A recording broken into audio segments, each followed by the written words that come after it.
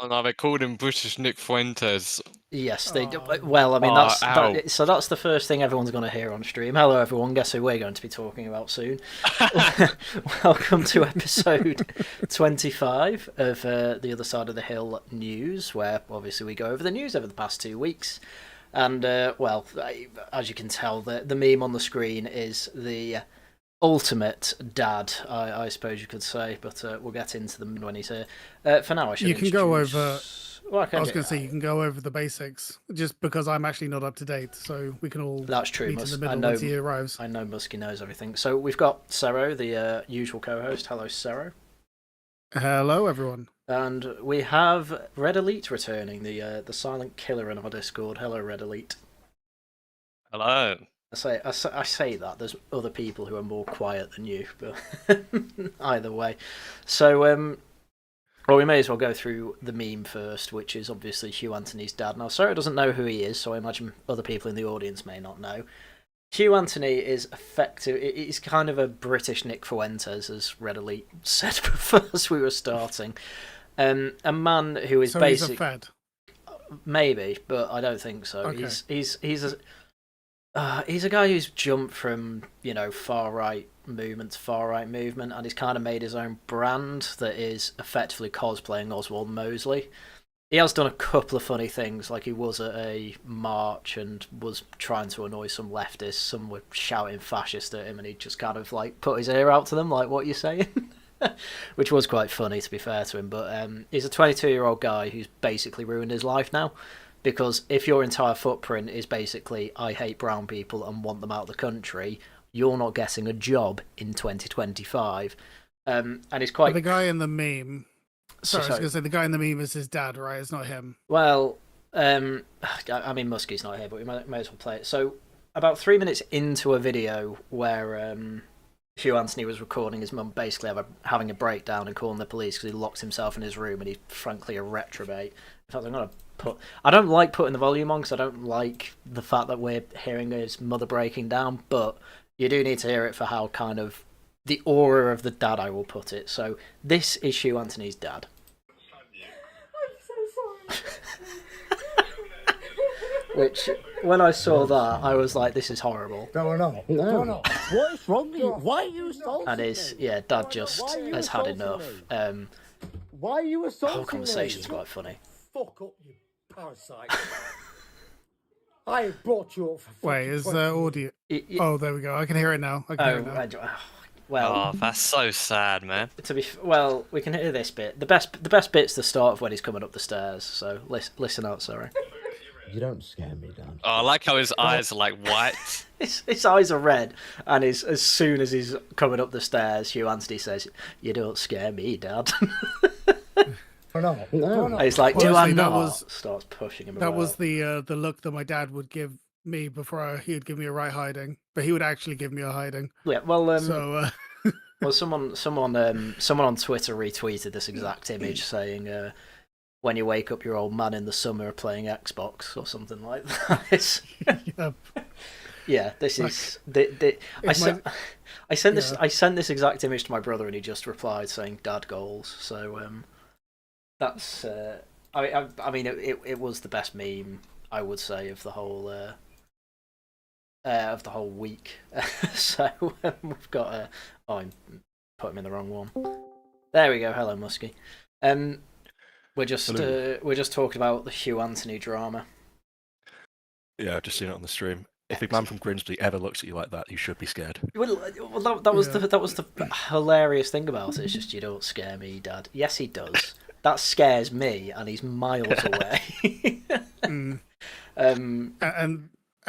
literally the only thing that's getting in the way of him whooping your ass is the fact that you're, I don't know, our current.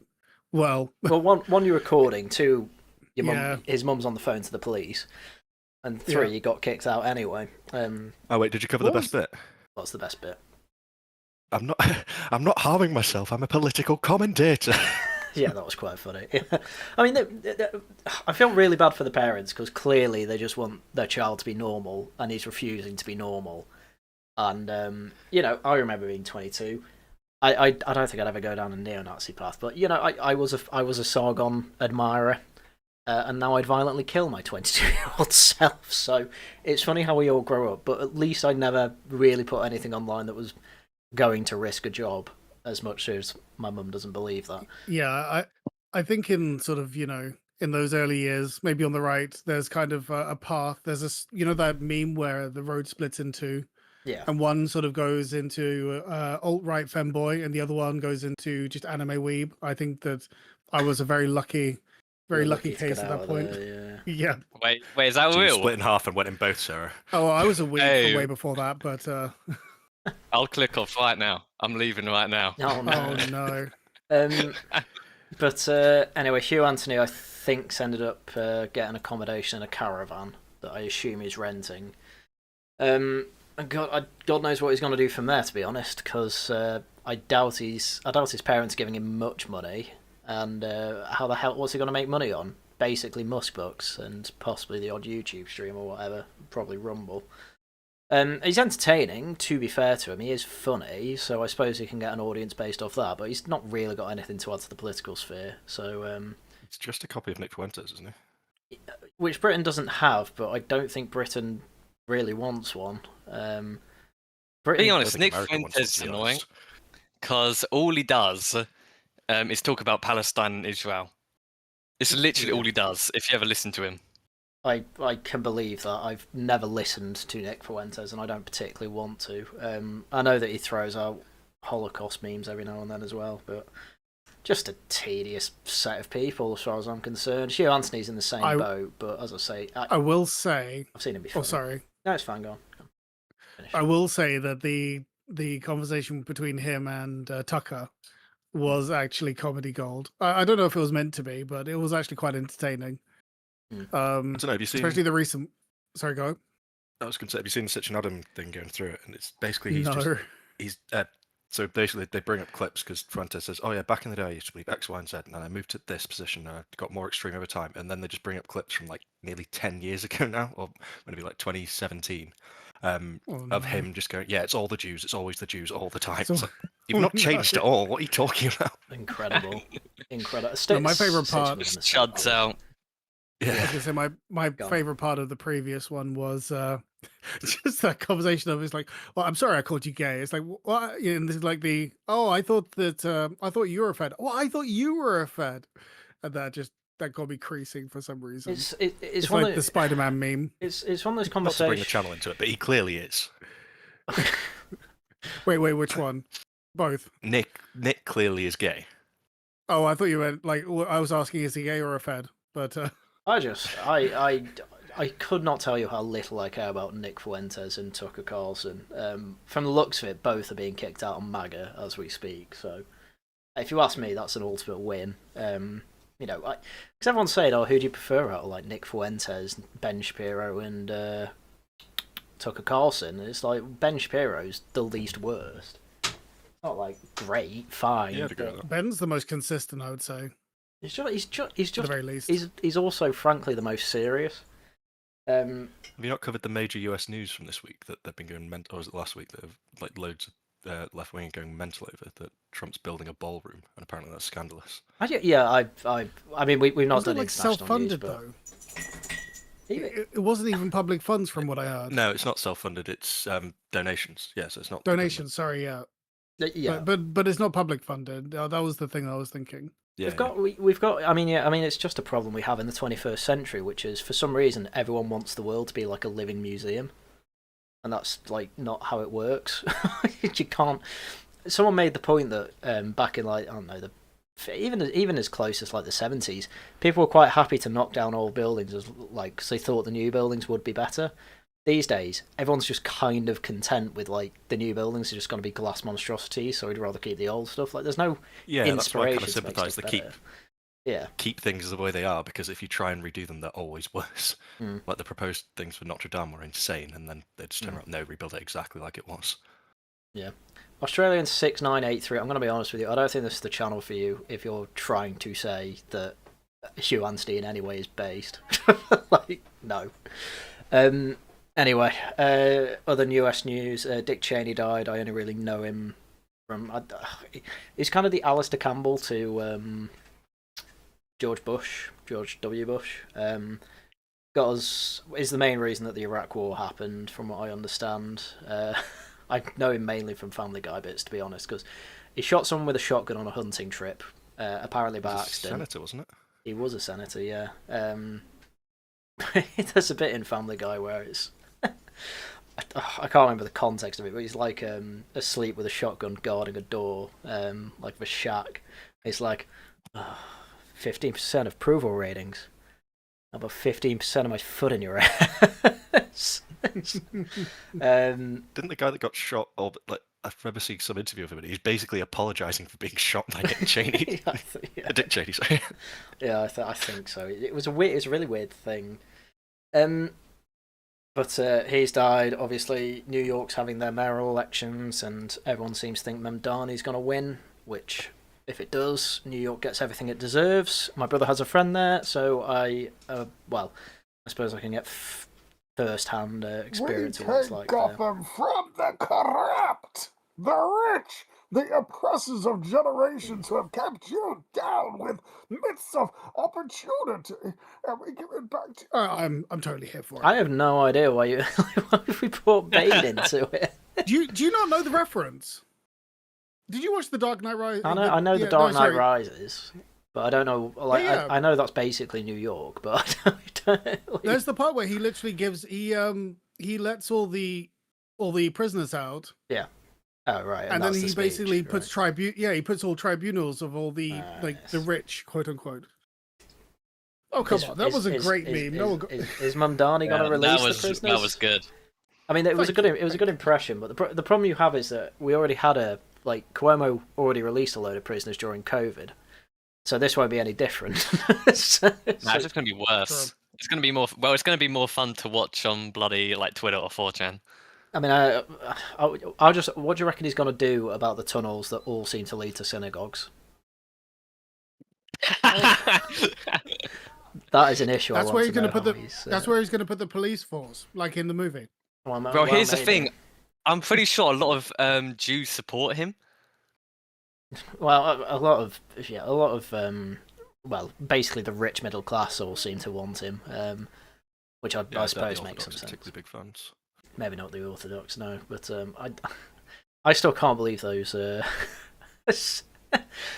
What I remember from that tunnel thing was the guy who got a post from 2 years ago where it's like, I knew I wasn't going crazy, and it's him saying, I'm sure I hear Yiddish people under my floorboards. Oh, yeah, sure you do. He wasn't schizo. Yeah. It's like, I knew I wasn't going mad. Anyway, any other international news? Ceasefire is still technically not a ceasefire. Who cares about? Trump's Oh, supposedly going to war with Venezuela. wasn't there a nice. wasn't there a war with?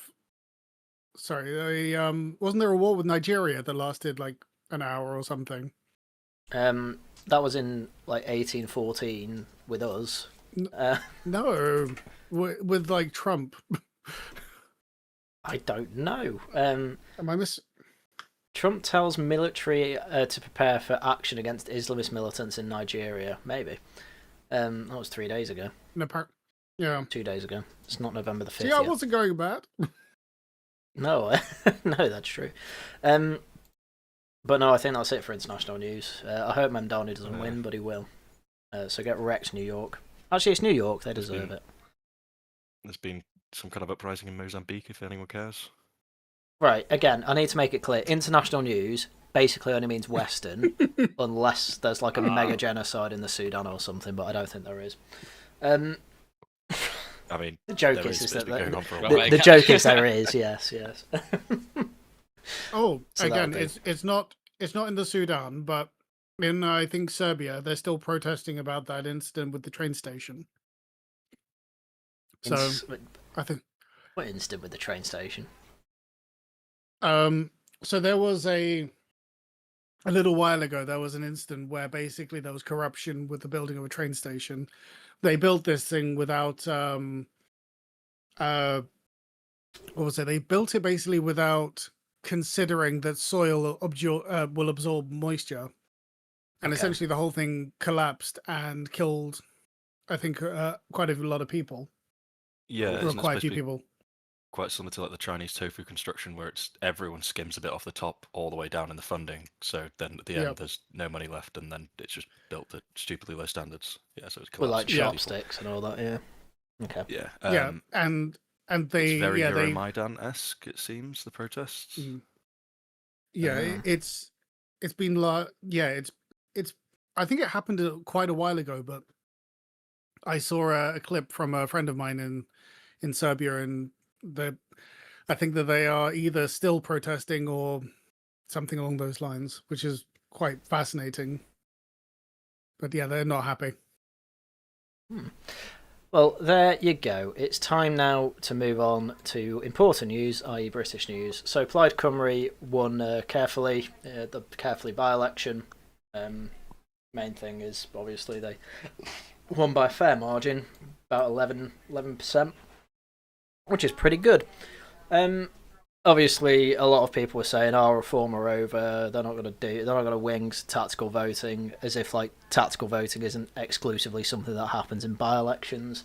On top of that, this is a seat that's basically in Cardiff, and it's one of the wokest seats in the country. It went from like I think it was like 17% Tory, 1% Reform, and went up to 36 all for Reform. Yeah, that's not a bad result really for Reform. The real story, though, is Labour collapse. 11% in what, again, is pretty much one of their strongholds. It's a seat that they had never lost since 1912 when it was created, or 1918, I can't remember. So yeah, pretty bad. You know, they've been successful there for over 100 years. And also, the Plaid guy who won was very well known locally because he was a councillor for like 27 years or something. So there you go. It's also 83% supposedly nationalist parties. 83%. 53. No, 36 plus 47.4. No, Plaid aren't national. Plaid are not nationalist. They're Welsh Come on. nationalists, aren't they? They want independence. Yeah, they want independence to then open the border to Wales. No, I'm not It's having the that. same idea as no. It actually Quite an interesting concept there. We want independence so we can open the border to the English. But yeah, I know. Well, It's nuts. it's the same idea as how the Liberals in Canada are considered the nationalist party, and how the SNP in Scotland are kind of considered the national party as well. It's like them, the actual SNP have it in globalist their party. name. Yeah, and it's like they are literally the globalist party, but somehow they're still considered the nationalist, but not actual nationalist because nationalism bad. It's very confusing. Yeah, the international like It's like that the meme where you have the nationalist flags of Scotland, and you have the Union Jack and the Scottish flag. No, you have the. I think I'm getting it mixed up. My bad. But you tried. yeah, the nationalists, the quote unquote nationalists, are like Palestine flags, gay flags, and the actual nationalists are like Union Jacks and St Andrew's crosses. Yeah. Like Plaid Cymru, you can have the Welsh flag, but that kind of comes third to, as you say, the gay flag and the Palestine flag. I mean, even Labour were like that up until Starmer took over. Do you remember that time, one of Corbyn's conferences where everyone had a Palestine flag? Nuts. That was before a war. Anyway, that's the main story, as I say, though. Anyway, Labour's collapse is the main takeaway there. Reform. The national polling. Yeah, it's Reform are better than national polling, really. But they were polling. They beat the national polling in a seat that should go against them. So yeah, exactly. Seems Yeah, pretty exactly. Shy Reform. Also, I realised that it's because Plaid's here, but I'm also heartened to see Liberal, Democrat, and Greens are nice and low as well. Oh, I didn't even mention the Tories. Oh yeah, sorry, I actually forgot them. I skipped over them. Why in my would mind. you? All these three parties lost their deposits, by the way. So, yes, I am happy to see that, but ultimately it's the general election where you need to see really what's going on. UKIP? Okay. Right. They beat the Greens. So that's a really big win, actually. The Tories, yeah.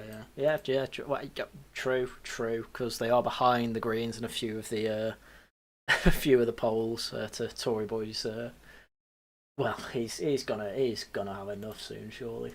Anyway, Look, third place is third place. yeah, but it was joint third. That was the funny thing. Right, so Rachel Reeves to pay the way for manifesto breaking tax rises. Your income tax is going up is effectively what's been poked at here. So the Chancellor will pave the way for tax rises in her budget by saying she will make the necessary choices to secure Britain's economic future. On Tuesday, Rachel Reeves will use a speech in the Treasury to set out her 3 priorities for the budget. Cutting NHS waiting lists, okay, reducing the national debt, good, and improving the cost of living. I don't see how does raising income tax help that? People have less disposable income when you do that. However, she will highlight the scale of the challenge she faces with the public finances, warning that it is important that people understand the circumstances we are facing. Reeves' speech is unusual as it comes only 3 weeks before she's due to deliver Labour's second budget amid widespread anticipation that it will include significant across-the-board tax rises. Both Keir Starmer and Reeves have pointedly refused in recent weeks to commit to their manifesto pledge to not raise tax, VAT or national insurance as they face a shortfall in the public finances of about 20 billion. And you can't blame the Tories for this one, and it's not actually 20 billion, it's closer to about 40. I think 20 billion is because the OBR have downgraded growth, and I think there's like another 15 billion that's as a result of them not being able to make those cuts to the winter fuel payments. And what was the other thing? Was it PIP? The other one they were trying to cut. There wasn't actually a Disability cut. benefit in general, wasn't it? Yeah, maybe. Oh, £5 from Caleb. If they try independence, I'll get refugee status from Hull. Well, there you go. So at least Caleb will be safe. I don't know how would I be underapplied? Would I be welcome? I'm not Welsh. Then again, anyone can be Welsh according to them, so maybe I'll be okay. So yeah, You're like Europeans, don't worry. Just say you're French. Okay, I would. Oh no. Je m'appelle. So who's happy with any of this news about the taxes? Can I bring up Well, what I'm feels like a very ecstatic. Tory boy point? Yes. It's been getting worse for ages and ages, but the Chancellor coming out and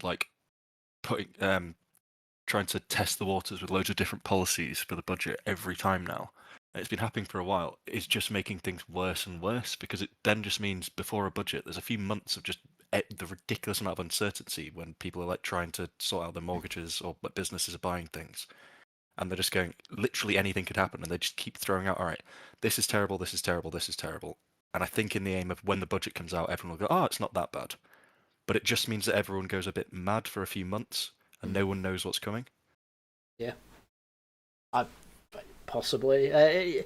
Because it used to be actually a sackable offence to leak anything about the budget. Wasn't there a Chancellor that was sacked for doing it an hour or two before it was actually read out to the Commons? Oh, possibly. I don't know which one that would be.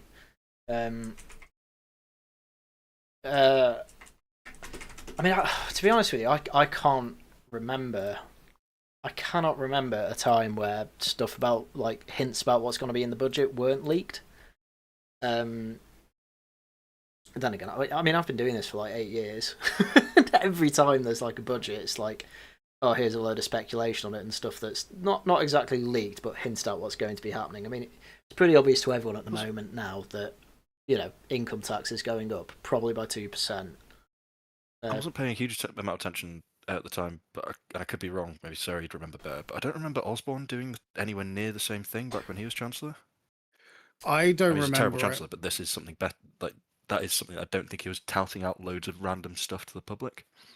No, I mean, I No, wasn't as politically Yeah, sorry, go for it. I think we're going to say the same thing. We just didn't pay attention, so we don't remember. Yeah, I wasn't as engaged in that period. Yeah, because Osborne was in. When was Osborne was in from 2010 to what 2015. He went at the same time as Cameron, didn't he? I mean, I was 19 when he left. Will have been 2016 if he went when Cameron left. So I was in uni, so I was only just about following politics at that point, and it wasn't for economics or the budget or anything like that. Because I didn't know economics at that point really. It's for the memes. Basically, yeah. As I say, Sargon was my great pull into politics, and I now stand on the shoulder of a moron. Do we think that they're going to try and do that though, where they're saying a 2%, a 2p rise in income tax, and they're going to draw it back? Oh, actually, no, it's only 1. Yay! I think the sweetener for that is they're going to put up 2% on income tax, but take off 2% on national insurance, which also I think because your employer national insurance is supposed to equalise with it, isn't it? But oh no, it doesn't, because that was the whole problem last time. Yeah, so I think it's 2% up on income tax, 2% less on employer national insurance contribution. But obviously the employer stays the same, so half the problem with why people are getting sacked and not getting raises or taking pay cuts or whatever is down to that, which they're not improving, even though it's a massive reason that this year's been pretty bad for growth. Jeg's saying he couldn't even vote back in 2015. Lucky you. I think they're also touting that they're going to put up sin taxes a lot, aren't they? Almost across the board. Yeah, well, there's a cigarette and vape bill coming in as well, where they're trying to completely ban disposable vapes. Just no, oh yeah, completely ban them and then put like more. I think higher VAT. Like, yeah, not VAT. Well, no, but they're going to put a additional tax on like, a vapes, duty. It's usually like, called. Yeah. Yeah, that'll I think about double the price of them. I mean, I'm. And then go also for putting it. up alcohol duty as well is another thing that's been floated around. And then I am they're looking also forward just to this raiding Brave New World. the gambling industry, but that's supposed to all go into child benefits of one kind or another. Yeah, I know, just from... Oh, sorry. No, go on. Just from Rachel Reeves' kind of the speculation about what is it VAT or income tax going up? Income. It will be income, yeah. I remember that. Well, let me just quickly get it up. The pound dropped by a few. I think it was 1 cent to the US dollar. Yeah, it's actually quite funny if you check the times. I think Christian Calgie of the I think it was it's the Express. He said he pointed out FTSE had like 22 billion just wiped off its value in like within the time Rachel Reeves was giving a speech. Like, yeah, it's not, people aren't happy, which I find quite weird, because they are doing the only thing they can, which is, you know, to balance the budget, raise taxes. That's all they can do, because they haven't been able to cut anything because their backbenchers are mad. And we're all saying, well, not all of them, but a few were saying, why do we need to raise taxes? It's only 5 billion. And it's like, no, this has knock-on effects. Now it's 20 billion, now it's 40 billion, now everyone's taxes are going up, thanks. Well, that's why the Labour line a few months ago was why are being held hostage by the bond back, and then everyone sort of turned around. You're asking them for money. You kind of have, if you're in a situation where you need it, then they control everything that you do. Yeah. So this is where Dead End Satellite says, you know, you can't even drink your cares away, and I think this is it's just more expensive. Or you can make your own moonshine, I guess, if you're desperate. But like, my point is more that this government seems like unintentionally very Puritan, and I'm completely here for it if they want to encourage taking away everybody's vices, because effectively that's what it's going to come across as. You know, you're attacking people's vices, and you already are like massively unpopular. The problem, I mean, the bigger problem with hitting people with more sin taxes, one, it just annoys everyone, obviously, but two, it you end up not two, it makes a black market. I think that's already been cigarettes. Yeah, massively in cigarettes. Cigarettes already a black market, so on top of that, you end up making less money anyway. They take down the tobacco duty, even though nowhere near that many people have been quitting smoking. Yeah. It would seem to be almost heading towards like Australian levels, where they're having like gang wars. Have gang wars over cigarettes. Yeah, I know. Yeah, it's crazy. I mean, yeah, that's actually a reason to legalise all drugs, but we're not going to get into that. But yeah, as mentioned before, they had to shell £5 billion worth of welfare cuts on PIP and obviously the winter fuel budget. Like, they're just shelved now. They're not even going to try it because they just know they're not going to get it through. Oh, I didn't become a Labour MP to raise taxes. Rachel Reeves says she raises taxes again. So is this taken out of the cut that they were trying to do before, and then they were going to try and put it back in at a later date? Yeah, they were taking it away because it got shot down. They were like, right, we'll try and renegotiate it. They did try. I think they ended up getting a couple of things through, whatever. But so it didn't look like a complete loss. But yeah, this was the plan to like fully get it through. It's like, look, we have to raise taxes now instead. Please make these cuts. But apparently they're just shelving it instead because this government don't know how to govern. Great. Well, the backbenchers don't care about taxes going up either, so. No, because they think it only goes on the rich, but it's not because the rich have all gone to Dubai. Well, especially when the definition of working people is anyone earning over 46k, which seems really arbitrary. And I wish I was earning 46k. but do you think that anyone that earns more than that doesn't work? They just sit on their ass? Yeah, why not?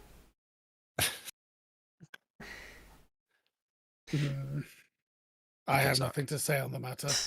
Anyway, Lucy Powell is now the. You can ask Harry, and I've been sort of putting off Fed posting basically most of this this week for various reasons. Well, so I'm just going to stay quiet. I mean, I didn't want to put them in really, but obviously there was the story of the hunting. Oh, you don't have to mention it. Well, I mean, this hunting. I mean, we may as well mention it. Like 10 people were stabbed after it. The main takeaway from that is that the guy who stabbed everyone, he was caught in like 4 other incidents of stabbing. How? Including one on a train. Including one on a train, yeah. Yeah. So it's like, how did he get away with it? Oh, because the Mets suck. Basically, that's why. Just mental. Anyway, It was the Met, was it then? Because the actual stabbing this week was in. Wait, I think he was in London now. No, someone mentioned he lived in Peterborough, but he made regular trips to London on the train. To which people like, how's he affording that? And other people were pointing out probably on taxpayer money, because everything seems to be taxpayer money these days. That reminds me, I need to feed the dogs a treat after this. Anyway, Lucy Powell is the deputy. Main takeaway from that is that she was seen as kind of a representative of the left of the party, the backbenchers, rather than Bridget Phillipson, who was more the Starmerite. So basically nobody came out to vote, though. I think, like, what was it, 15% or something of the Labour Party was voting for it? Or like, oh no, didn't that turn out to be... didn't Laura Kusenberg on Twitter say, like, 40,000 people voted and that was 16% turnout? And people were like, wouldn't that mean there were like 1 million people in the Labour Party? That doesn't sound right. Well, isn't the big reason why it's a massive middle finger to Starmer that he kicked her out of his cabinet? He did, yeah, in the reshuffle, yeah. She was leader of the House of Commons, and now obviously isn't. But Lucy Powell has become the new deputy leader weeks after Starmer sacked from cabinet. Lol. The MP for Manchester Central beat Bridget Phillipson, the Education Secretary, in the race to succeed Rayner, who was forced to resign after the whole tax thing. Powell was elected with 54% of the vote, there you go, having received 87,407 votes, while Phillipson received 73,000 odd, whatever. Powell said after winning, as Kist said at the conference, we are on the fight of our lives. Davidson and the division and hate are on the rise, and it falls to Labour to stand firm against it. I'll work tirelessly alongside Keir and the Labour government to win this fight. Cool. I don't think it's going to change anything, and I think Labour's still going to be dead in like 5 years. Dead. He's still keeping her arm's length, though, isn't she? Isn't he? Because she's not becoming deputy PM. No, they said anyway. Whoever, like, Lammy's staying in that position, so Yeah. that would have been true with Phillipson anyway. So that's not really a massive thing. But no, she's not in the cabinet, which is very odd. So see where that goes. Well, if and when there's another reshuffle, she'll probably get back in. But the funny thing is that does up her chance of becoming Labour's first prime minister. But imagine if it's Lammy instead. It wasn't Lucy the one who laughed about grooming gang. She didn't laugh about them. She said it was a dog whistle to Tim Montgomery on, I think it was Any Questions rather than Question Time. So yeah, Labour voted her in, even though saying that should completely ruin her chance of becoming deputy of any party. But no, not for the left wingers, because they still think it's not real. And they'll probably try and deny that donkey thing as well. Oh yeah, and Rachel Reeves is now in trouble over the rental thing.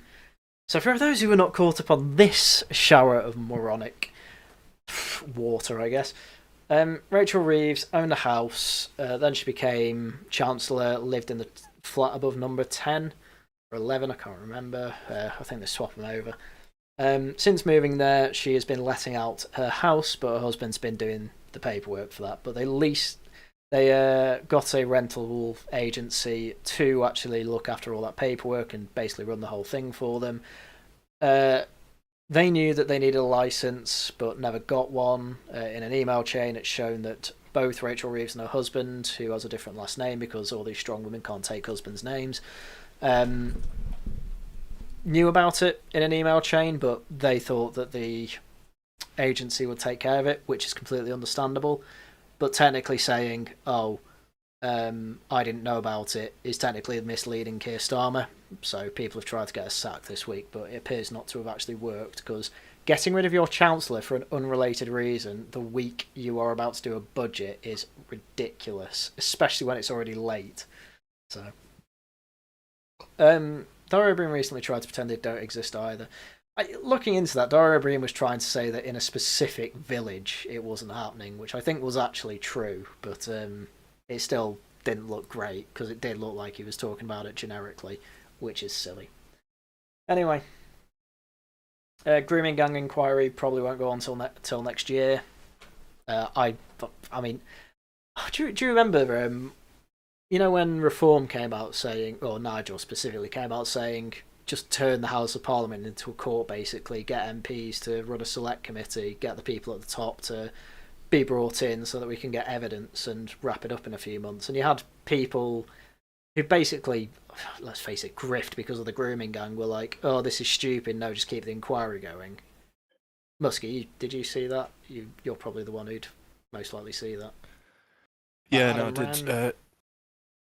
Yeah, no, I saw the kickback to it as well, but the idea of it, we don't seem to do it very often, but we have a really similar system to the Americans, and they do it all the time, so it seems like we could make it fairly routine. Well, we did used to do it a fair bit. We just didn't do it for years because Blair. But the pushback for it was so ridiculous. It's like, oh, you can't do this instead of an inquiry. Like, the point isn't to do it instead of an inquiry. The point is the inquiry's already dead, and this is better than like letting them do nothing with that. Yeah, and it's a legally enforceable way of actually getting evidence together, because if they lie in front of Parliament, then that in itself is a crime, isn't it? So yeah. Well, even Charlie Peters was trying to say it's a stupid thing to do, but basically everyone who knew anything about it was like, what are you on about? As I say, these people that have, done work in terms of journalism for the grooming gang were all set against it, but they don't. When every parliamentary expert and every legal expert were like, yeah, what you're saying here is wrong, though. But a piece was still made about it in The Spectator, and all the comments basically were saying, are you just like a Labour stooge? I couldn't believe how bad it was, and they still hold that position to this day. It's beyond me, but... The sticking point seems to be that they all seem to think, oh, well, if this happens, then the inquiry won't go ahead, but the inquiry's not going ahead anyway. Well, yeah, but they thought that the inquiry wouldn't go ahead because of that happening. I think the sticking point is that if there is an inquiry, they want to be involved in it. That's my cynical take on it, and they're not going to be involved if it's MPs only. Charlie Peters as well.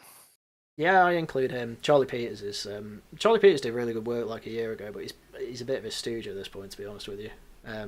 I've not seen anything from him in about 6 months, I don't think. So. Oh well, I'd follow it. A few people a few open reform supporters on Twitter were basically telling him he's wrong, and that this doesn't dispel an inquiry, and people who are taken to these courts in Parliament can still be tried in a court of law separately. Leveson inquiry is a great example of that. Select committees for that, and they were still taken to court to pay out money for the phone hacking scandal.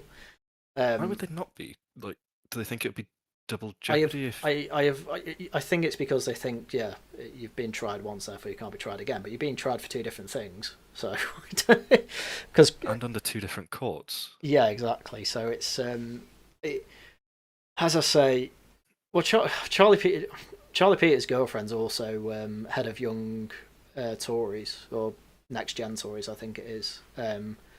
and Adam Wren's trying to help get a grooming survivor's dad as a Tory MP. Like, that's the other thing. They both just hate reform because reform have ruined their chances to get a job in politics. So that's why they have a bit of FDS as well. But yeah, I never thought this inquiry was going to be any good anyway. I never had faith in it. So I don't know why anyone's trying to defend it carrying on, because even if it does carry on, it's going to be a complete bastardisation of what it should be. You're not getting inquiry until reform are in. We know this. We know this because the Tories had 14 years to do it, and they didn't. Yet people are still defending them, like Adam Wren. And then why would you ever expect Labour to do it? Do you know who put it best? Trevor Phillips, who was part of Labour, because he was basically saying, unfortunately, the grooming gangs are a very uncomfortable conversation of the intersection of race and sexual assault, or ethnicity, he might have even said, I can't remember. And Labour do not want to touch that with a 10-foot barge pole, so of course they're trying to cover it up again. It's madness.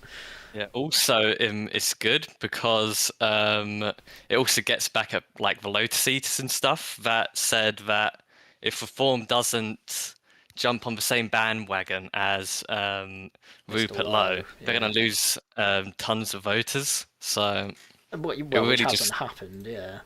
yeah. So yeah, it really just destroys their whole argument. Yeah, I think what will Rupert. happen with it. Go on. Oh, sorry. No, you go. No, I wasn't going to say anything about Lowe. I was just going to say the same thing that happened as does with every other inquiry will probably happen with this as well. It's just a report will come out at the end of it. People will read over it. The government will say they'll act on it, and then nothing happens for years afterwards, and say, "Oh, well, we had an inquiry." Yeah, well, exactly. Which has happened with every other inquiry, even into the grooming gangs. We've had Louise Casey's one already, and nothing happened because of it. Oh, well, it's funny, isn't it? Like, no, we're not going to have a national inquiry on grooming gangs. Casey's report comes out. Oh, we better have an inquiry, and yet they're still dragging their feet on it. Yeah, it's. She also recommended a load of things in it that they've not actually done either. So yeah, which is quite funny because like the answer back to that is Tories didn't do it either, and it's like, yeah, okay, fair enough, but you have to do it. And well, I mean, this is why they're all losing to the other parties now, not just reform. Anyway, Epping migrant sex offenders jail mistakenly released other inmates. So obviously this was the. Shouldn't laugh because the man's a serial sexual assaulter. It wasn't just one girl he tried to kiss. He was also touching up another girl's thigh. But yeah, he was just released, and it turns out this same jail released a load of people. And you look into it. I saw it on Twitter. Apparently, we're mass employing West Africans who barely know English. So because of that, you're having the same issue that you're having in hospitals where people can't communicate with each other and stupid stuff keeps happening. And we've got early release where people who've been early released have actually committed murder since being released. So thanks, Starmer. It's kind of mad how dysfunctional Britain is, and yet I know a load of people say, "Oh, there's going to be civil war," but I'm actually at the point where I kind of can't believe there's like not more unrest, because this is getting pretty untenable to like live with. Like nobody can. This is partly why. Like this. This is partially why earlier I mentioned how it seems like such a very silly move to essentially run the country into the ground through, making everything so dysfunctional, and then at the same time taking away the bread and circuses as well, and then making everything more expensive. It's just like it seems to be just the compounding effects of everything that the worst things the government could do. Yeah. Everything they are doing, it's just bringing more attention to how awful they are, which is pretty spectacular. But then again, the same thing was happening with the Tories. I just don't understand how they manage it. If this was in sport, they would accuse them of throwing the game, so to speak. Yeah. Oh yeah. Yeah. And they'd be done for match fixing. Yeah, it's also really annoying because I don't know if you get this around the country, but in London, the mayor of London puts up ads and they kind of like gloat about how good the police force is. Well, I'll send a image in the chat, but for example, they talk about how like, they arrest this sexual assaulter for like 40 weeks or something, which isn't too long at all. But Yeah. then you go online and you hear how you have like a guy that's been released and is on a train to London right now. Oh yeah. Oh, and on top of that, he tried to hand himself in 5 times. It's like, what you on about? I'm not going. I shouldn't be anywhere. And they're basically just like, what you did right. Here's 70 odd quid. Train station's that way. Go. And then Actually, one thing that go. Yeah, sorry, go. Well, I was going to say one thing that was prophetic was, did you see the Ricky Gervais the stab vest thing. posts? Yeah. It was prophetic. Just absolutely terrible. Everyone had it. Well, I mean, that's a different story. That's the Huntington thing. Yeah, which is which is horrendous. Obviously, I mean, it's a miracle no one died. Really is a miracle. But it's also annoying as well with the train stabbing, because they said that the police did like an amazing job when they had cases before the incident. I think it was like 4 separate cases. Yeah, I don't know if Did the police do a particularly good job? There was the guy that literally worked on the train that apparently was actually was stopping him and like keeping him away from people. Yeah. I didn't. Did the police? I thought he just got off the train and they tased him. I was like, okay. Yeah, I didn't. Apparently, he even escaped. Apparently, he actually escaped when he was at it. It was the dogs that got him in the end. So good puppers. Oh well. But apparently, when he got there, he managed to jump the fence. That's what I heard. I saw CCTV of that, but the problem you have is that like there's 4 instances of CCTV of him with a knife, and they're not necessarily all at Huntingdon. Some of them are in London. Like the guy's just been caught, seen multiple times on CCTV being a wrong 'un, and yeah, he was just never arrested. But yeah, the Epping guy is just another level of lunacy. Like the funny Try thing, and give himself in. yeah, 5 times. He was outside the prison for an hour and a half, according to a delivery driver. Like, it's crazy. It's actually crazy. Because I was saying this in the video, like, I don't actually know how long he was staying at the prison, but let's say about, half an hour seems like reasonable before you go. It turns out, no, it's like 3 times that. How has that happened? But anyway, there's so much to get through, though. We can't really dwell on it. As Britain records Europe's biggest increase in asylum claims, just loads of them are coming over. More than 108,000 claims in the UK last year, 28% increase on 2023. Let's smash those gangs. Thank you, Starmer. Well, that's Sunak as well, to be fair. Also, migrants try to return to UK after France refuses to house them. One of them has successfully managed it. It's, again, lunacy. It's lunacy at this point. 1 in, 1 out, then back in. Yeah, so it's 2 in. Like that's how it works. And on top of that, we're seeking 1 in, 1 out with Germany, Belgium, and Netherlands. At least Germany, it's a bit harder to get back from, but Belgium and Netherlands, you can easily get back to Calais. It's crazy, absolutely crazy. I thought the Belgians had more or less dealt with it by basically they put the police on the beaches, stopped the boats from going, and then they all went to France. Pretty much, yeah. But so Belgium sorted it. So they all just go to France, and the same thing will happen. You send one to Belgium, and I'll just be back in France. We give them 500 to leave as well. Like that's halfway to paying to get back across anyway. But I don't. Another annoying thing is that in around Europe, asylum applications are like down like 20% or something. Right. Find it. So it's really annoying that we're making these schemes when we're just funneling them all through Europe to our country. Yeah, well, for no reason. Yeah, I think then the French more or less just say no, don't they? They barely take any. I don't think they really accept anything. They just sort of sit there in limbo until they can get here or go somewhere else in the EU. Wait, which is kind of mad. Like, why don't they say no and then deport them? It's harder. Maybe, yeah. Well, I suppose if I was the French, what I'd probably try and do is set them up on the board with Germany to refuse their applications. Go on. Yeah, maybe. Anyway, unsafe barracks could delay migrants' move from hotels, so they're trying to open the barracks again. Remember when? Do you remember when the Tories were throwing them into military sites at first, and Labour had a massive go because the military barracks were a bit crap. Which I always found really funny, because it's like, it's good enough for our boys who are serving the country, but you even think about putting a migrant in there, oh no, terrible. And now we've had to go back to it. It's so funny, like, Mate, eventually, your only option is going to be... They're going to do a Rwanda plan. They're going to... Yeah, well, they were trying to with Albania. It was so funny, like...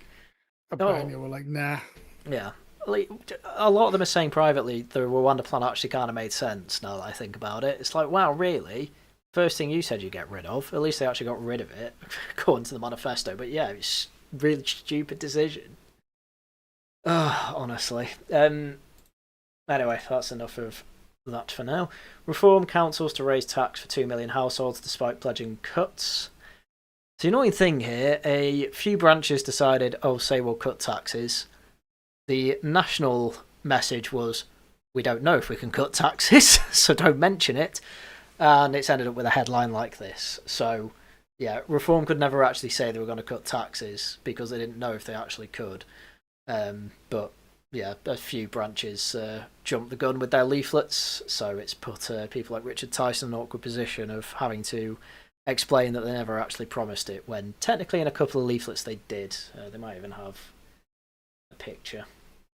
They do not. Have you actually seen any numbers on how much they're rising in the reform ones compared to non-reform councils? I know no reform councils actually going over 5%, and quite a few of like Labour and Tory ones are going over the 5%. The thing is, though, is that central government budgeting is actually, like, it assumes that you go up 5% anyway, so you kind of always may as well do that.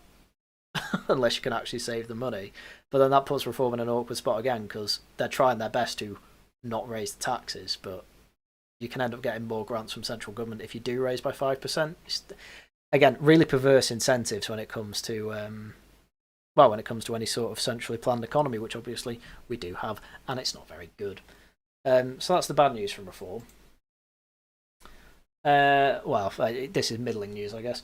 Nigel Farage says we're the Workers' Party but can't promise tax cuts. This was his speech yesterday, which I have to say was one of the most uplifting speeches on the economy I think I've ever heard when it comes to... I actually didn't see it yet, but I did see it in my feed. It's basically Thatcherism.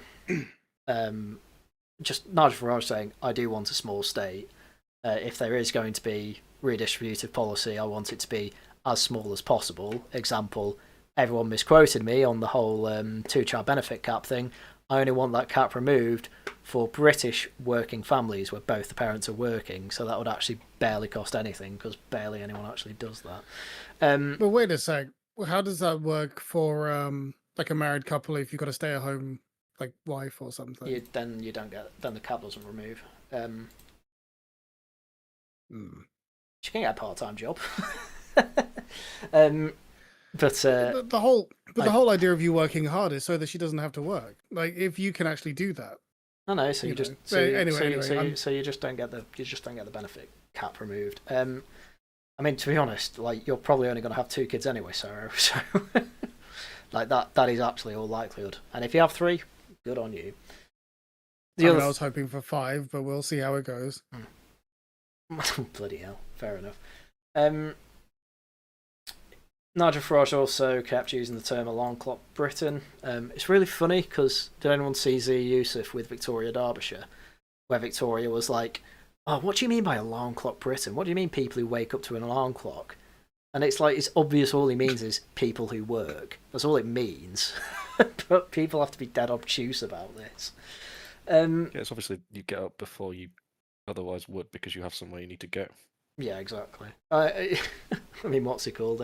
Tim Stanley was being quite funny about it, to be honest, saying, I don't understand what they mean. I set my alarm clock for 10 o'clock and then I'm at work for 12. Like, what? It doesn't seem that difficult.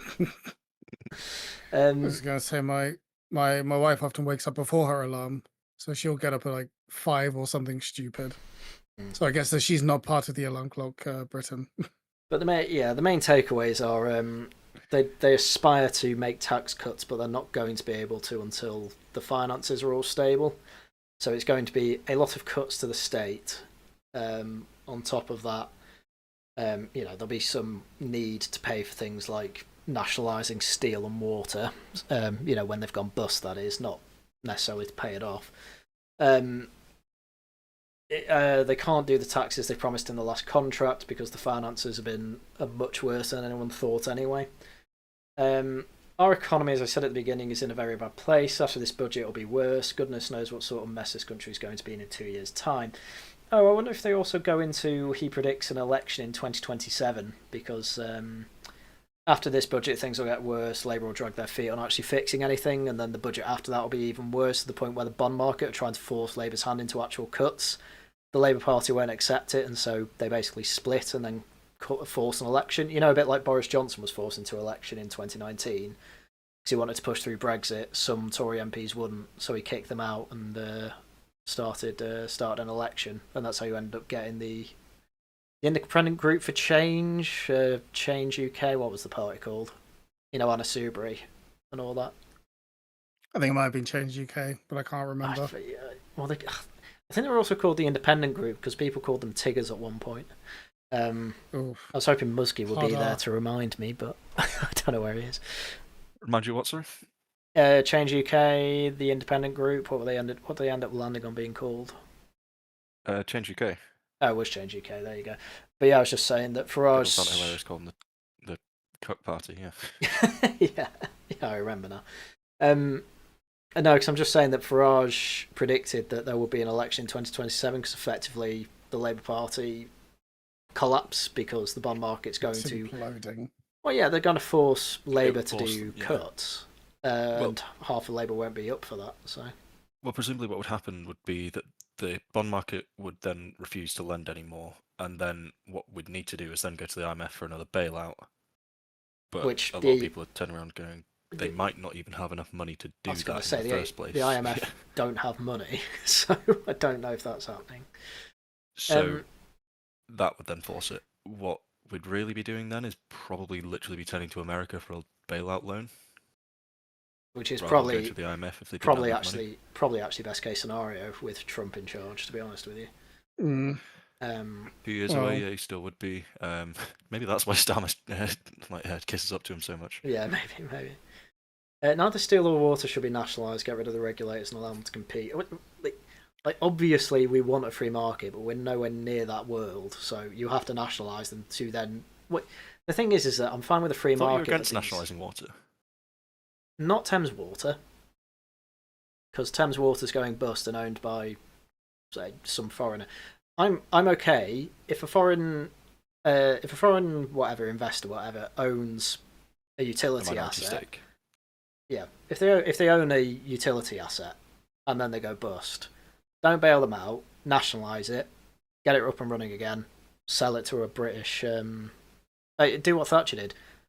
Put half the shares on the market, favour selling it to Brits, but put it on the international market to drive up competition, and then you own the golden share. That seemed to be how it worked best under Thatcher. And then obviously some of the trains I would never nationalise. But Labour seem to want to for some reason. And Peter Hitchens. Peter's stupid. It's gonna get expensive. This is the thing. Thames Water's already bust, so it will cost £1 to buy it, and then steel again they're going bust, so it will cost £1 to buy it. That's why you let them go bust first, and then you pay for the upkeep, obviously through central government. But then you actually have a steel and water industry, especially in London. So that's preferable to just letting them go bust with China in charge or India in charge or whoever. Anyway, so yeah, good speech. One of the best, I'd say. Give it a listen, Cero. When I get around to it. Oh my god, base times. But yeah. God, I just saw Sir Mel Stride. I'm like, who's that? Oh, Shadow Chancellor. Reform will emulate Trump to cut civil service, says Danny Kruger. Again, another great speech from a couple of weeks ago. Danny Kruger come in saying, the government's in charge, the ministers are in charge, the civil service will do as we say. People who don't are going to get the sack. We're not going to lease out buildings that are empty anymore because that'll save £500 million. Gladstone was running the country with a treasury of 26 people. Now it's over 2,000 or something. It's just, we don't need this many people. Cut it all out. So I like what I hear from Danny Kruger. So thank God he's come slash over. and burn. Yeah. And obviously, Danny Kruger's the one who's saying, we're not revolutionaries, we're passing the torch on, we're not going to cut everything down. And then he comes out with a speech of, if the civil service don't do as we say, we're burning it down. So, pretty base from the South African. Bring back the 3-wheel cars for disabled drivers reform urges. This was another press conference they had where they were gonna go after fraud in PIP and actually make it so people who need PIP will be getting it rather than doing it over Zoom and just believing people's answers with whatever fake notes they can get up as well. Because it's, I've seen people try and get on PIP who actually need it. It's very difficult, very, very difficult. There was even a guy who I was going around leafleting with in Runcorn who he had a back problem. I can't remember exactly what it was, and he told me I've tried to get PIP and I just got rejected. And it's like, listen, you've just got to keep pushing for it. Eventually, it'll go to tribunal after a year, and you pretty much guarantee it at that point because it's gone that far. Plus, you've got 20 years of doctor's notes or whatever. And so he went back to push it, and I don't actually know if he ended up getting it, but yeah, that's how it works. But then obviously when it comes to Motability, there's a lot of good deals you can get with that. And probably 10% of the people on Motability actually need the cars, I'd argue. But that's a Max Tempest thing, so there you go. And I think this is the thing we all agree with. If people are getting benefits, it better be the people that actually need it, rather than people who are committing the fraud. Yeah, I also find the idea of then I don't really 3-wheel Morris Minor hilarious. Well, yeah. Was that okay. The one that Clarkson driving around and kept on tipping them over in Top Gear. Oh, I watched that episode recently, yeah. And then the week after, someone wrote in to say, Clarkson did the test lap and he put it over on purpose. I bet if you get a professional to actually drive it, you won't manage it. And then they got the Stig to drive it and he tipped it first corner. I can't believe the 3-wheel cars existed, but well, there we go. Isn't it because of you could get on them with a motorbike license rather than needing a full driving license or something? That's what I heard. It was, I think, Top Gear went through it. It's mainly done by by people who worked at the mines because they didn't need a full license for it. What they used to do as well is they used to drive there, but to keep balance, they put all their tools on the passenger seat. And that's what would balance it. Poll reveal is that UK-US divide on immigration attitudes, with the UK likely to approve of deportations and place less importance on welcoming foreigners. We're actually more based than the place that literally got the mass deportator in chief in.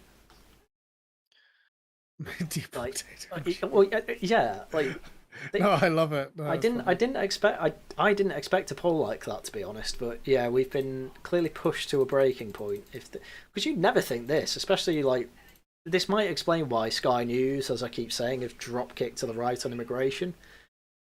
BBC and all that are still a bit woke, but people always seem to forget Sky were mass Remainers, the Arch Remainer channel, and now they're basically saying Farage was right half the time, and they actually go really easy on Zia Yusuf compared to other channels, so I found it quite interesting.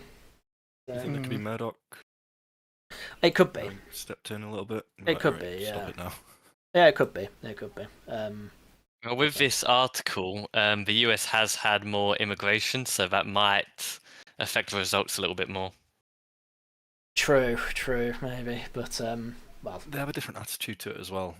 Partially just because they've obviously got so much space. It's their founding. More people here, and then it's their founding. It's their founding myth as well. Bear in mind, their founding myth is immigrants from Europe manifest destiny. Well, like a melting pot. Yeah, the melting. That's more of a recent thing, but the founding myth's more. Load of people from Europe come over and make the country. So therefore, immigrants coming over wants to make the country better. That's our kind of people. Yeah, and there's kind of a Reaganite vibe of buy into the American dream as well, isn't there? Yeah, exactly. But obviously the problem is that you get a load of criminals crossing the southern border. So What can you do? Right. Consumers will bear the cost of energy subsidies for industries. Yeah, I've got a few energy articles in a row. One, because I've recently written a policy paper that will hopefully be out soon. And two, I need people to understand how wacky our energy system is. There's a reason we have some of the highest energy costs in Europe. So households will be upsets me greatly. Households will be required to pick up the cost of government plans to subsidise power bills of energy-intensive business after ministers rule out paying for the measures out of general taxation.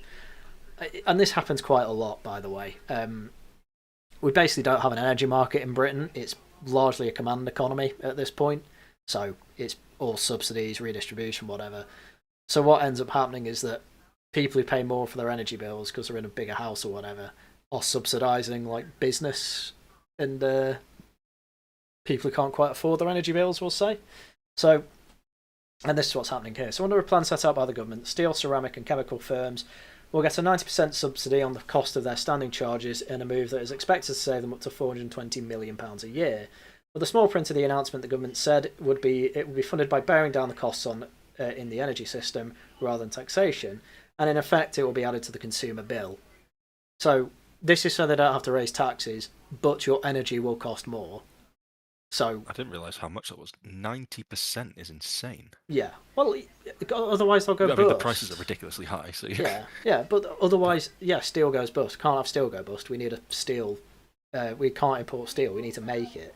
Ceramics, same thing. Chemical, like this is all stuff to basically fund the defence industry or supply the defence industry. That's what all this is for.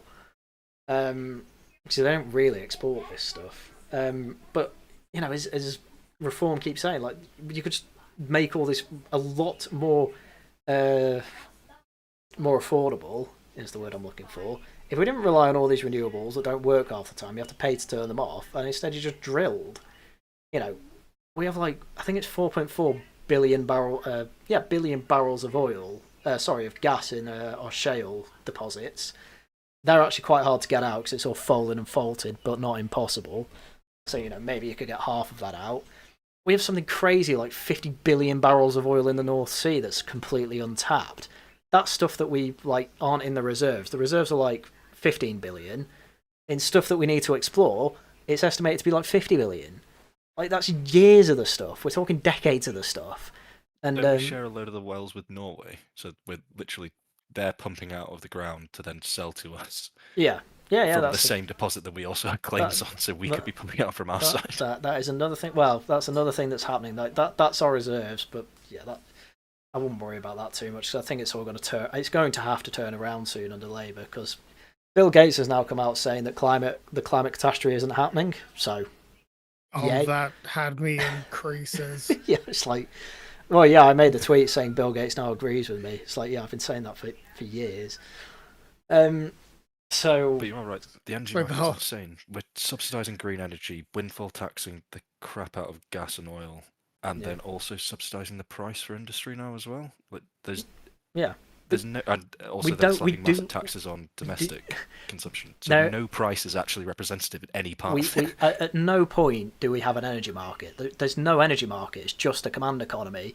There's basically don't do anything productive, and then make everyone who has a fake job pay for industry because they can't afford the energy bills. It's mental. And they won't even receive it till April 2027. So that's when your bills are going up. And there's the man who's caused all this. Why does he look like he's been on Ozempic? That and he looks almost Trump levels of orange there. Wow, yeah. Some experts have warned that bills could rise further still, as households would also have to cover the cost of upgrading the power network to meet the 2030 clean power target set by Miliband, the Energy Secretary. Miliband has pledged to cut the bills by as much as 30%. I mean, this is the other thing that people One, there's been a load of lies about how cheap renewable energy actually is. The way they mess around with the numbers is effectively they don't incorporate the time you have to pay for them to turn off. They also don't incorporate the amount it costs to actually have to upgrade the whole system to implement them. And then obviously to actually make them in any way useful, you need battery storage systems, which either blow up or to make them not blow up is very expensive. So, yeah, my policy paper is also not. Go on. I was going to say, and not recyclable. No, but I'm not really bothered about that. And very unstable. as an Very energy insane, supply as we yeah. saw in Spain. Yeah, that can happen as well. So, yeah, my policy paper is basically what you'd all expect. Stop subsidising renewables. Like, if private investors want to go into it, fine, don't stop them doing that. Just let everyone go gung-ho in the North Sea. We may as well bleed that dry now. Let people explore fracking. If it's not viable, it doesn't really matter. Either way, put taxes down as well so that investing in this stuff's actually viable too, and you still get an absolute shed load, and then that obviously can go into either a national wealth fund if you want to make that, or just use all that to subsidise large-scale nuclear projects, because small-scale nuclear projects are actually quite affordable for business. Large-scale ones for like entire cities might need a bit of subsidy, but then you can just own half of that and then maybe sell it off later if you want to. So, Well, it's quite that's an my interesting plan. idea. You know that woman that's been doing the rounds that's like an energy consultant and getting interviewed She's in on various podcasts and trigonometry, stuff. was it? Yeah. Yeah, and was she on Pete McCormick as well? But anyway, an idea that she floated was quite interesting, which was basically just come out with nuclear bonds. So the public can just buy into a nuclear program and then literally just from the money that it makes, then just pay off the bonds with those. Yeah, that's not a bad idea Yeah, with either. that? Yeah. I'd buy That's a them. good idea. Yeah. Yeah, I'd buy him. Yeah. Yeah, no, that isn't a bad idea to be fair.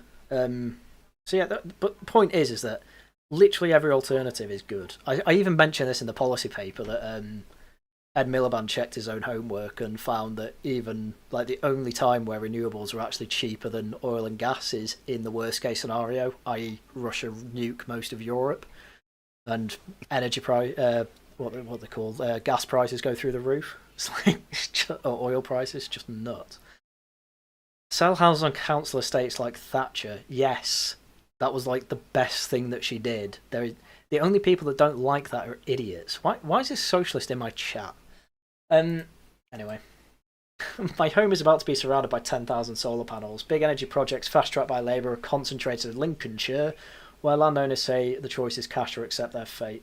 I've seen a few Yimbys have a go at Tice, and I'm kind of like, now you got to understand Tice is like not being unreasonable. One, he's really a NIMBY because he doesn't like the fact these are all subsidised. And two, he's a NIMBY because, yeah, basically people in Lincolnshire have this forced upon them rather than it being a choice. Which I guess Yimbys would say, oh, it should be forced upon them. Mandatory mention, the power cables being above ground is absolutely fine. Oh, yes, sure, yeah. There's probably power cables in that picture. The problem you have with Lincolnshire is that it's all flat, so any power cable that goes up, everyone sees. But, oh, goodness me. Gas still big, nuclear should be way bigger, wind, a third, quite big. Yeah. Wind can stay Offshore that can way, actually be fine. relatively reliable sometimes. Okay. Onshore. Offshore can actually be relatively reliable, but one big thing that again that woman raised was the fact that they output DC power, so you need massively more expensive transformers to then actually make it into It's a AC. transformer. Yeah. So you need Optimus Prime. That sounds expensive. Sure. Yeah. Imports are like. Oh, that's another really funny point that I make in my policy paper. Like 10%, 10% of our power over the past year was imports.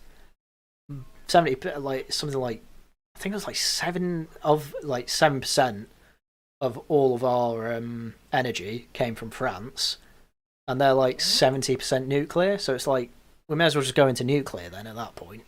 Like if that I think ultimately that's what we're relying on. I think we actually import quite a bit from Norway from their hydropower as well, because I think they're entirely powered by hydro. Yeah, but they're their like levels in the 94%. dams have been going down, and so there's actually a bit of a there's a there's either a referendum or it's like a big thing in the upcoming election of should we just ban all exports of electricity because we're basically drying out our dams, selling because I think they're signed on that whenever the UK has a shortfall, they need to sell us the energy, so they want to bring that to a close.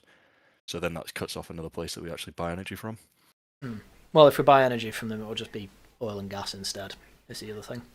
But we need the actual power stations to run that, and they're actually coming to the end of their life as well. God damn it. All right. Well, there you go. Nuclear then. Nuclear it has to be. Gas at least. I don't know about oil. we might be able to just fire up more oil. But we should renew the gas. I'd argue. But anyway, see how it goes. Well, the thing is, that would all be privately done if it wasn't taxed at 75%. It's just madness. Anyway, so 300,000. Good God, no, 30,000 acres of farmland near the Skeltons has a solar project, and the Energy Security Minister said, "Solar is one of the cheapest and quickest power sources we can build. It's crucial for our mission to make Britain a clean energy superpower." I mean, this is it. It's like we need to be 100% solar and wind. I mean, listen, we're at 2024 there. 2018 is there, so you need a gap about that big for these two bars to go vroom. That's not happening. We don't have the money for that. Two, I don't think people really want the solar farms everywhere, but there we go. No, if I see another one like at all, that would be too soon. I despise them at this point. We make absolutely no solar energy in winter as well. That's surprise! The place where it's renowned for getting no sun gets no sun. That's crazy. Nuts, isn't it? So, anyway, the UK should scrap oil rules to be best ally to the US, says Ambassador Warren Stevens. Recommended Britain should remove a ban on extracting new fuel from the North Sea, claiming the Energy Secretary was pursuing the incorrect policy. So, yeah, this is what I'd suggest anyway. This is what Rishi Sunak was doing. It was one of the few things he did that I thought was very good. Ignore Boris Johnson. He is a moron. Yes, just drill the North Sea. There's no point leaving it there. Like, we're coming to the end of where it's being useful. Over the next 20 years, we can wind it down, but we still need it for now. Use the money you make from that to pay for nuclear. That is going to be the future. We might even get fusion by that point. Who knows? I doubt it. It's always 30 years away. The fact that the Americans are saying that does make me squint it a little bit of going, are they wanting Exxon to come in and extract it rather than BP? Maybe. Well, I just think it's funny because a lot of leftists say how great of a country like Norway is, and Norway relies heavily off of their oil fields in the North Sea for their economy. Yeah, economically, but not for their energy. It's a really weird situation that they're in, because they bring loads of it out of the ground, but they don't use any of it, or virtually none of it, and just sell all of it. Yeah, but it's just funny how they look the other way for past the oil, like the whole green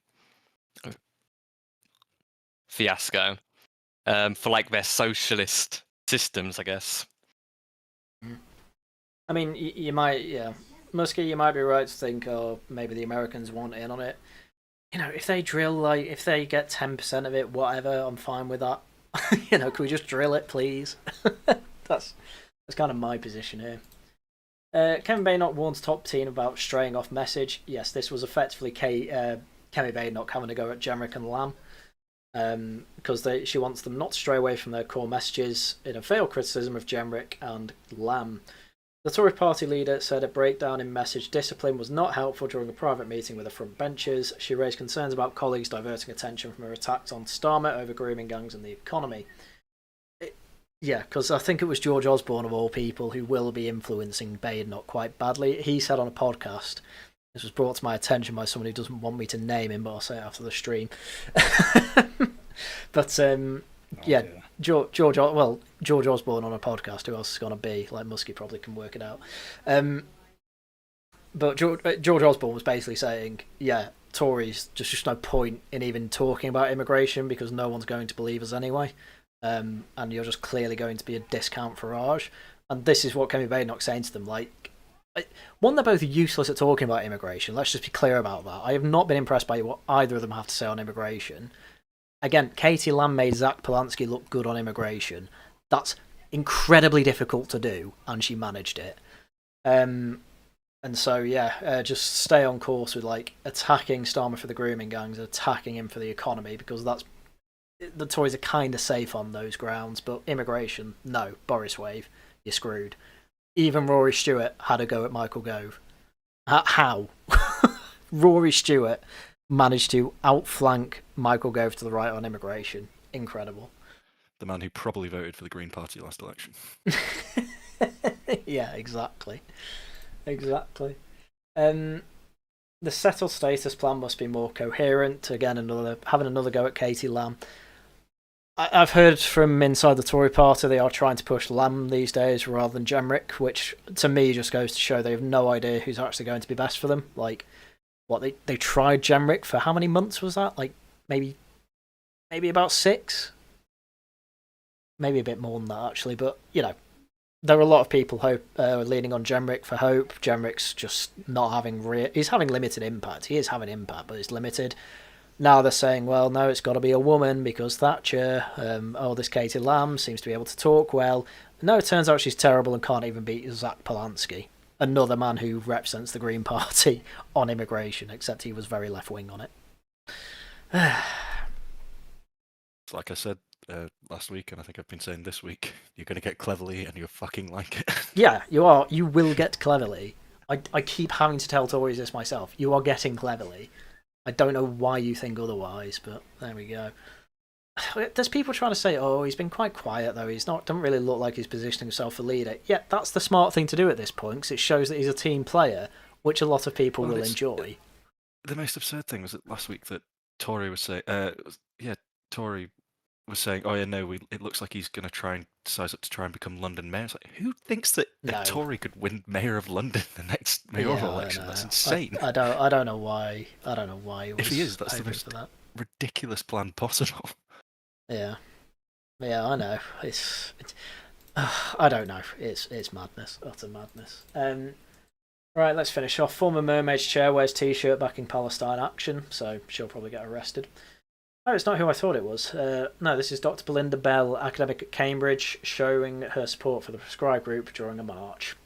Because we are full of people who went to university, got doctorates, and have absolutely nothing of value to do apart from pretend to be terrorists. So there we go. Wow, I finished 8 minutes early. I guess we could. I guess we could just talk about whatever for the last 8 minutes. I'm actually surprised by that. Anything else anyone wanted to bring up? Do you want to do a shilling? That's not going to fill 8 minutes. Do it very slowly. Well, I suppose, to be fair, I suppose we can bring up what we want to do on Tosh Talks next week, because there could be good topics there. Because I do want to do a Fallout episode, but I don't think people are going to vote for it enough. I would like take executive This is action. not a democracy moment again. Yeah. I might do that if whatever wins is just awful with it. Last time the subject was good. I can't remember what the subject was, but I remember I liked it. Just start with I am the Senate, and then just continue with whatever you were going to say. Senate. To be fair, the clip you started with would actually be very good for that Tosh Talks of what is the new right. What is the new right? It's a man walking up the stairs looking very, very, very irritated. No, that's not the new right. The new right is partially made up of the twink son getting told off by the man threateningly walking up the stairs. It happens to them, but a lot of them are surprisingly old. Morgoth's in like his 40s or something. Millennial Woes is in his 40s now, I think, as well. It's just embarrassing, if you ask me. But there we go. Godrod, yeah. I think I found it very strange how there's a very idea, and obviously I'm not pointing at anyone. I'm not sort of calling any specific person out, but like there's all this old style propaganda. I sort of think back to the Soviet or Nazi imagery about we've got like this strong future, this strong the family, and they've got like the dad with like the blonde hair, the blue eyes, and all this stuff, and they've got like the blonde children, or the vision of them walking in the cornfields or whatever, wheat fields. And it sort of dawned on me, like even the people LARPing don't seem to be able to sort of fulfill this view, and I don't know why, but from an aesthetic perspective, I think I've come across. I found it very confusing. I'm not sure if that comes across in what I'm saying. It's because by the nature of it, they're taking on a really edge position in politics, which tends to have really weird people in it. And because they're really weird people, they're not exactly going to be the Aryan Ubermensch that they espouse about. Well, think about, like, I don't know. I know someone who keeps an eye on, like, let's say Iron Duke streams, and there was a stream he had where he had someone was on who had a club foot. Someone was on who I think he's been open about the fact he's not been able to, say, join the army, for health reasons, whatever. And there are all people who say they have the warrior spirit, and if they felt like they could get away with it, they'd have gangs of people going to, like, Dover to beat migrants as they came. And it's like, no, you don't. You've got a club foot. You're not allowed in the army, so you're not beating fighting age males. That's why you can't get in the army. They're people who have, like, I don't know, just total fantasists. And It's so Nietzsche, though, isn't it? It's very Sitting, Nietzsche. just It's so sitting cool. in an office fantasizing. No, not cool. Like exactly like Yeah, he I was, know, just I sitting know. in an office fantasizing about great men doing things because you don't have the capacity to. Yeah, no, this is what they do, and this is why I'm very, very cynical about it, and I just make fun of them. It's like Hugh Anthony. I think someone said he's going into his Jonathan Bowden era because he's got a caravan, and Jonathan Bowden did that and then had a complete breakdown. I've had far righties block me because I made fun of Bowden because he had a breakdown. They were like, "Oh, could you ever think about something so deeply have a breakdown?" And I'm like, "No, because I'm not an idiot. It's like I have better things to do than think and ruin my brain." That is gonna a step say, beyond I've being so actually clever. At being so clever, you come up with stupid ideas. It's be so clever, you drive yourself mad. I mean, I actually have done that, but anyway, let's. I think that's not surprising for people. I mean, if I may as well bring up the Zuma often again. Like Connor Tomlinson, we could do a whole episode of Connor Tomlinson's bookcase. I might Spat with the actually make Spectator. that one. Oh right. Well, the Spectator spat is also a funny thing, but no, his bookcase was very revealing. That thread that just went through it all and was like, yeah, the guy's basically a private anti-Semite, doesn't really care about anything particularly deep. I was like, yeah, I could have told you that. Not the anti-Semitism bit, to be fair, but like he doesn't particularly deeply think about anything. He clearly hasn't read half these books. The only ones he has read are Schmidt, which, as I always love saying, is like that's PPE foundation year stuff at uni. Like Schmidt is not in any way impressive at all. So reading the whole bookshelf for him is pretty embarrassing, to be honest. What was it? What, did he have like 3 full shelves of DC comics? I couldn't believe that. And that guy calls other people soy. I mean, I wish I had that many Did he comics, post this but then- online just himself, or is it in the background of a video? Or something? No, he posted it himself. It's been in the backgrounds of his videos, but no one knew the extent of it. Like you could see a bit of the DC comic stuff in his videos, but If I he ever posted the do whole thing face himself. reveal, I'm going to get my manga out and I'm going to put it out on a bookshelf behind me. It's like I'll be like, the difference is, Sarah, is that again, it depends how you act. Like Connor's going around acting like this big intellectual who's done all his reading and knows more than you, and it turns out he's barely read anything in his bookshelf. And he has much more an interest in American cape nonsense than he does in actually reading beyond how can I, because Schmidt ultimately was how do you argue in the political sphere in Weimar Germany. That's all he really wrote about. That's what Connor cares about. How do I win arguments? That's why he sucks. That's why I don't like him. And part of the reason someone made a very good point. I always had this theory of Go's probably trying to save face for Connor. Someone else pointed out no, this is probably trying to save face for his mentors who are Liz Truss and Ian Hershey Ali. Like, cause effectively Connor's like an open ethno-religio nationalist. And it's cringe and nobody likes it. So let's not embarrass Liz Truss because everyone knows that they probably sleep together. I also want to. Go on. I didn't even have the big. Yeah, no, exactly. I mean, to be fair, I don't have Berserk either. I should have it. Sorry, just dead in the chat. I need to get the omnibus of the Berserk ones. But anyway, that's neither here nor there. I just to also clarify on my previous point. The reason that I care so much about the sort of aesthetic side of it, and again, it's not from a place of judgment. It's basically because it's, in my mind, it's kind of like it's the embodiment of what I guess we are trying to achieve, on the right, quote unquote, or small c conservatism. I have a very simple objective. Everyone just be normal on the right. Gatekeep people that are weird. but the thing is, it's like I mean, you know what I want for the Discord. I want people to be able to settle down with happy families. I want you to have your own. I would like people, if bench 3 as players. yeah, if they can, I want them to be able to have their own car, their own house, their own family with children, and a job that pays them well, and so on and so forth. These are the very simple. It sounds funny, but it's like the American dream. That's it. In my mind, it's very, it's a very simple thing. What we're trying to achieve, and I think that what sort of concerns me is that there are people on the right and people with means, right? People that are more wealthy than us, and no one seems to be that worried about, and sure, I'm just talking about it as an aesthetic, but I'm trying to work out what their actual goals are. You know what I mean? People like Charlie Downs and Connor Tomlinson, they're effectively trying to be the new Roger Scrutons. Like, they just want to be people who smoke pipes all day, write nonsense. Roger Scruton wrote some good stuff, though. Do a bit of consult for the government on philosophical works or whatever, aesthetics, say, and have a family on top of that. Another funny point we have to make, by the way, that bookshelf, everything on there looked new.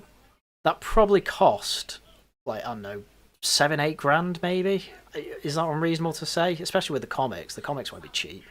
They'll be like, comics aren't cheap. I've got quite a few of them in my loft. They're not cheap. Yeah, I don't think it's unreasonable to say about 6, 7, 8 grand, something in that ballpark. That's half a deposit. And Connor's going on panels saying I can't afford a house because of the boomers. Like, no, if Caleb Hammer saw that and you were complaining about not being able to afford a house, he'd call you an idiot and shout at you because it was a bad financial decision. And this is something we don't. I really don't think it's something that's talked about enough on the right. Like, people make our own people make really bad financial decisions all the time. I do it, and I admit I constantly go on about all the CS skins I have. I always cope and say, "Oh, I sold my Howl for 4 grand," but it's like, it's so stupid to get into in the first place. But the other person I wanted to bring up, was obviously Charlie Downs with the whole metaphysical plane. I can't believe he said that. Like. But this is what I mean. We just don't have normal people. And he's a guy who was... I probably will do a video on this tomorrow, but he's a guy who says, I'm not really bothered about debating anymore. I just want to throw out what I think ever all the time. And he's constantly on panels debating, so that's not true at all. But it's as you say, it's the worst form of Nietzsche, where it's just, I am fantasizing about basically being Jesus. That's what that means. To be on the metaphysical plane, it means to basically be a demigod. And I'm not being funny, but not even Jesus, who was literally on the metaphysical plane, was above debating. Which he did all the time. These people are jokes and they should be bullied, but for some reason they're taken seriously. And honestly, I think Gove in the long run has done a favour for everyone by basically blacklisting Connor Tomlinson. And I think more people should genuinely do that. I know we don't like cancelling and all that, but ultimately, if they have nothing to add, then there's no point in them being on panels. Well, a lot of them, they feel like they're closeted National Socialists, in my opinion. Well, they are. That's the other thing. They're not even that closeted, to be honest. Well, but go on. Charlie Downs saying that thing about being on a metaphysical plane. You're saying that I think it's them sort of god complex. I think it's actually more to do with the sort of National Socialist type thing of been getting into like the turn of the century, early 1900s, like weird nationalist esotericism and stuff, like Blavatsky and things like that. Yeah, but that stuff gets really weird really quickly. That kind of was a god complex, wasn't it? What's it got? Sort of. It was more like just sort of having your own sort of mythos, and there were all these weird little societies that sort of came up with their own, like, oh, the real history is this bizarre story. Kind of like Scientology, actually. Yeah. Well, then, I mean, basically, it wasn't Mussolini basically actually quite normal. And then when he was making alliances with Hitler, he had to keep bringing up Evola as, like, see, Italians have weirdos too. I thought it was the other way around. I thought Evola was so weird that the Italian fascists sort of like, we don't like you, so you had to go to Germany and be like, oh no, you're okay. No, I think it was more of a Hitler and all that. Where, they were like, oh, freaks. Yeah, they were like, "Do you have any esoteric philosophical thinkers?" They were like, "Here's Evelyn, he's totally on our side," which is always so funny. I still remember when AA's lot were trying to say, "Oh, Evelyn really isn't that like esoteric or anything." Here's like Tick History going through it, and Tick History described him as like the biggest weirdo, super fascist ever. Who, yeah, as I say, Mussolini used as the weirdo that like got the Nazis on board. I was like, this really isn't helping your case. This makes me want to know less about him. That's why I ended up making the meme, by the way, because I'm like, these people are just obsessed with this weirdo, and I don't know why. And then that upset AA, and that was the best thing that ever happened on the internet. So yeah, No, second best. The best one was it when AA had the clip of he admitted to something and he was like, "Just don't tell Harrion." Oh, that was also quite funny. Yeah, he gave Richard Tice 10 out of 10 performance or something. Yeah. So my plea to places like GB News and Talk, what have you, stop letting these people on. Talk TV had Hugh Anthony on the other day, by the way. I thought that was fake. No, that's real. Please understand who you're getting on and actually get normal people onto your shows. The problem is that nobody in journalism, especially political journalism, is normal. So I'm probably asking too much there. But let's face it, can any of you name a right-wing Zoomer you like? I don't count, because I'm not a Zoomer. Who's like ever been on the mainstream news, I should say. Oh, mainstream. I was going to say no. Max Tempest then. I was just thinking of people that I know. Yeah, this is what I mean. Like, Max Tempest Well, would be a let's good give one. it some time, you know. Well, he's not been on the. He's been quoted in articles, I guess, but he's not been on like a program. No, I mean, you say give it some time. I'm not being funny. Connor Tomlinson's been doing the rounds on mainstream for about 4 years now, and he's got worse. Stelios a Zoomer, or is he too old? He might be, but again, when's he ever been on the mainstream? When's he ever been on like GB News? Yeah, I was just thinking people that have had face revealed their faces. I mean, this is what I mean though. Like, you're struggling to think, and the best you can come up with is Tick. Again, not mainstream news. History. Face reveal again. Yeah. Well, he's not a Zoomer. Is he not? Tick History is bald and 40. No. He's not 40. Tick History. He's not 40. Sorry, Tick History is not a Zoomer. I'm not having that. Zoomer gets to quite old, aren't the millennials, like in the late 30s Zoomers at the oldest Zoomer's 28. Okay. If Tick History is 27, I'm going to eat my shit. No, that's true. Yeah, no. Sorry, I was getting millennials. He's a millennial. Zoomers then with the age. Yeah. But I think this gets to my point. We don't like any right wing Zoomers. There's just none. Yeah. People are saying in chat, "Oh, I'm a right wing Zoomer." You like, yeah. I like a lot of right wing Zoomers, but there's none who are on the mainstream. I don't particularly like Jess Gill. I don't like Connor. I don't like Harrison. I don't like Steve Edgington.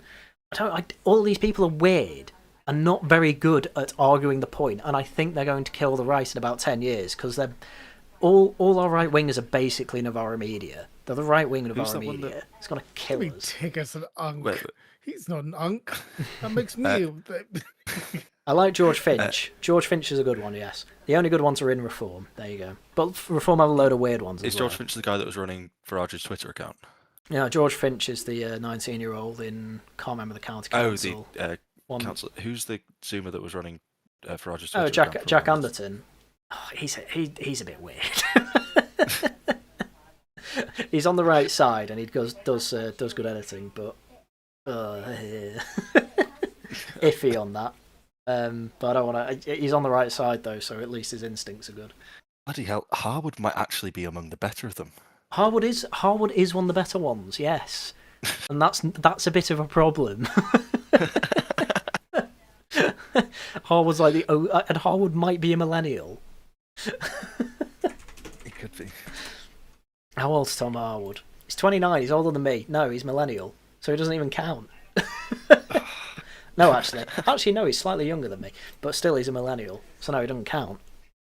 He's a millennial Zoomer, like it's on the cusp, really, but yeah, I don't count that.